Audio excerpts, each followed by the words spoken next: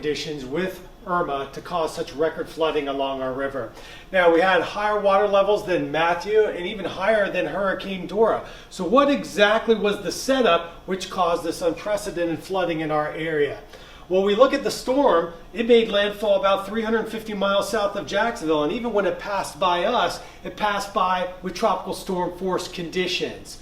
So it wasn't really the strength of the storm, but it was the rain band. And this is what set up right over the river. This is what I'm calling the $1 million rain band, because if it wasn't for that, we wouldn't have had millions of dollars worth of damage in our area. But when you take a look at what happened, most of the winds around the area were tropical storm force winds. Even the rain, the heavy rainfall that added up to 2 trillion gallons of water over the St. John's watershed, that would cause a significant rise in the creeks and the record flooding that we saw around Black Creek. But the river doesn't respond as much to those rainfall rates. But it does respond to 87 mile per hour winds channeling right into the mouth of the St. John's River. And that's exactly what this $1 million rain band did.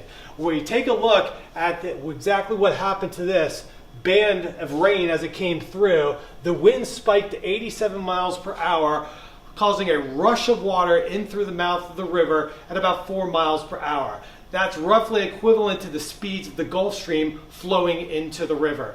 On average, the water in the river flows out at about half a mile an hour. So this is a lot of water running in, but it corresponded to 2 high tide cycles. And this is why the water got so high, more than Dora, more than Matthew, because as we got those 87 mile per hour winds, notice it peaked with the high tide.